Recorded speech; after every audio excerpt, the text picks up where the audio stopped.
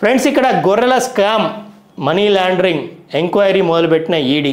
So మనం అనుకున్నాం ఈ గొర్రెలేంటి బర్రెలేంటి ఎందుకు ఇస్తున్నారు, ఏది ఇచ్చినా మన కోసం కాదనేది ఇప్పుడు మనకు అర్థమవుతుంది బ్రదర్. అంటే గొర్రెలు మనకు, పైసలు వాళ్ళకి. ప్రభుత్వం ఏది చేసినా, అంటే రాజకీయ నాయకులు ఏది చేసినా దాని వెనుక ఏదో కథా కమామిషి ఉంటుంది అనేది మనకు అర్థమవుతుంది. గొర్రెలది కూడా వచ్చింది. ఇగో దీనికి ఆన్సర్ మన బీఆర్ఎస్ వాళ్ళని. ఫస్ట్ గొర్రెల స్కామ్లో ఇది ఆల్రెడీ అయిపోయిందా? 2017లో గొర్రెలది తీసుకొని వచ్చి శ్రీధర్ అన్న 20 గొర్రెలకు ఒక పొట్టేలు అని చెప్పి గొర్రెలు ఇవ్వకుండా గొర్రె మాటలు మాట్లాడి ప్రజలను గొర్రెలను చేసి బోనాలకు ఇట్లా వచ్చి పశువు శాఖ మంత్రి ఇట్లా ఆడతాడు, ఢించిక్ టిచ్చిక్ ఆడతాడు. జీవనన్న ఏమన్నాడు చెప్పలేవు. ఏ జీవనన్న? అన్న మేము ఊరికెళ్ళి వస్తుంటే మొత్తం జామ్ అయిపోయింది, అన్ని గొర్రెలే ఉన్నాయి, రోడ్లన్నీ గొర్రెలేనే. మేము వస్తుంటే అసలు రోడ్లన్నీ గొర్రెలే ఉన్నాయి, ట్రాఫిక్ జామ్ అయిపోయినట్టే, గన్నిగానే ఉన్నాయి. అదంతా కేసీఆర్ దయవల్లే. అయితే శ్రీధర్ అన్న అన్ని గొర్రెలు పంచితే మటన్ రేట్ ఒక్క కిలోకు ₹1 తగ్గలే. దీని మీద కూడా విశ్లేషించి మాట్లాడతలేడు. మళ్ళీ మటన్ పింక్ రెవల్యూషన్ అన్నాడు KTR. Blue revolution, pink revolution, IT revolution KCR తీసుకొచ్చిన ఘనత అది అని చెప్పి మాట్లాడిండు. Then I'm talking to KTR. నేను ఇంగ్లీష్లో మాట్లాడతాను, నాకు తెలంగాణ అర్థం కాదు. Okay. My dear KTR, I just wanted to ask you certain questions, my dear. The thing is that if at all your Gorilla company was so good and awesome, then why the mutton rates have not reduced? And what about your blue revolution? అన్నారు కదా షాపలు, ఆయన కూడా అది అన్నాడు. ఏం షాపలే ఏడ పడితే ఆడ షాపలే. మళ్ళీ కుర్రమట తిందామని అంటే మళ్ళీ ₹1000 కిలో ఉన్నారు. 800 కంటే తక్కువనైతే లేదన్న. అది మంచి పెద్ద చేప తీసుకోవాలనంటే మాత్రం చుక్కలు కనబడు. ప్రజలకు ఇప్పుడు కరెక్ట్గా అర్థమవుతుంది ఏం చేసినామో కాదు, అసలు ఏం జరిగింది.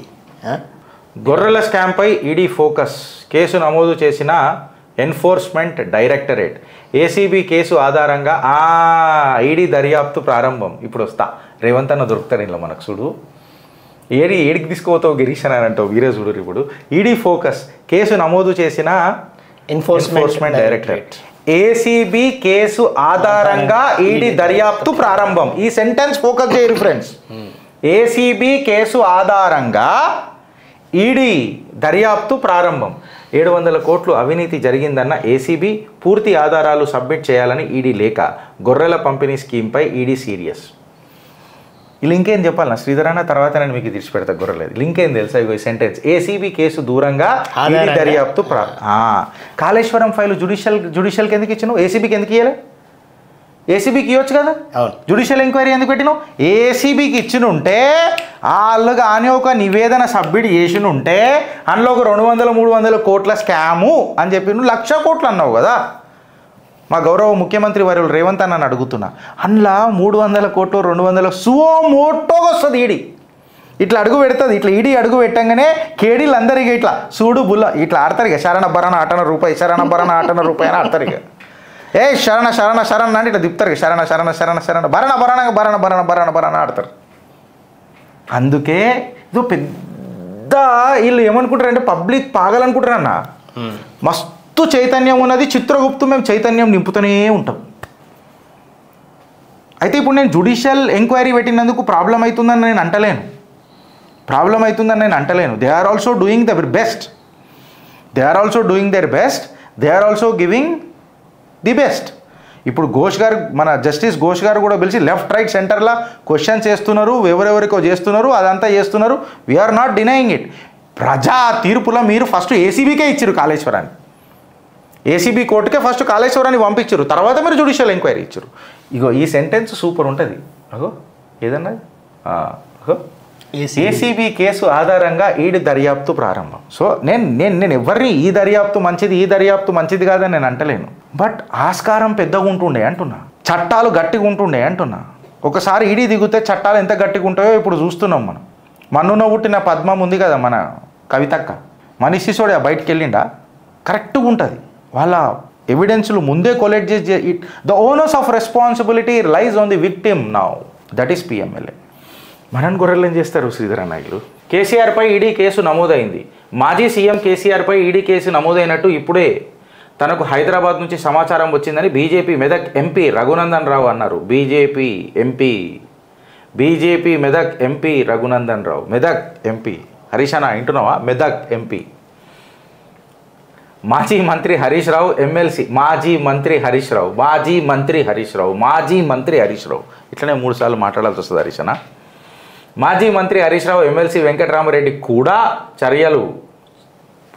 చర్యలు ఉంటాయని వాళ్లకు ముందుంది ముసల పండుగ అని వ్యాఖ్యానించారు. ఎంపీగా గెలిచి తర్వాత తొలిసారి గురువారం మెదక్ వచ్చిన ఆయన విజయోత్సవ ర్యాలీ పాల్గొన్నారు. అనంతరం జరిగిన సన్మాన సభలో మాట్లాడుతూ ప్రజలకు అన్యాయం చేసేవాళ్ళు పాపం తగిలిపోతారని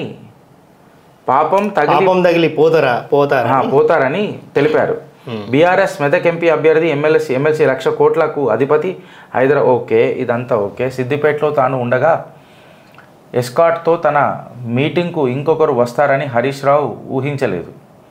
సిద్దిపేటలో తాను ఉండగా ఎస్కాట్తో తన మీటింగుకు ఇంకొకరు వస్తారని హరీష్ రావు ఊహించలేదు.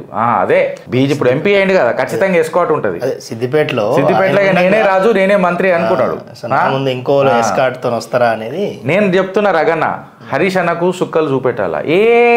ఎవరెస్ట్ మీదకి పోయిన తర్వాత ఖచ్చితంగా మనిషి దిగాల, హరీష్ అన్న దిగాల. ఆ ఎయిర్ ఇండియా ఫ్లైట్ 0839 సంభాషణ కూడా బయటికి రావాలా. కాంగ్రెస్ బీఆర్ఎస్ కూటమి అని చెప్పి తెలంగాణ ప్రజలకు తెలవాల. ఆ కటాకట్ సర్కార్కి మాత్రం అసలు కటాకట్ అననే ముచ్చట మాట్లాడతారు చూడు కాంగ్రెస్ వాళ్ళు, ఆ ప్రసక్తిని వదిలే ప్రసక్తి లేదు. అసలు ఏం చేస్తారు తెలుసా?